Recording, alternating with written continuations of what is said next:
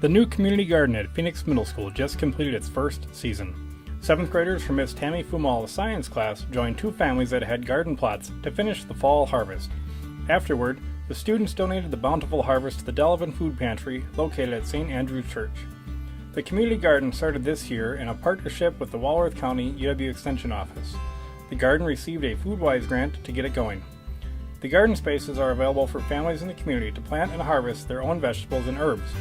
For more information, contact Phoenix Middle School Principal Hank Schmelz at 262-233-6501. Schmelz said he's happy about the successful first year and hopes the garden can provide an even bigger service to our community next year and beyond. This has been another Delavan-Darien Inside Look.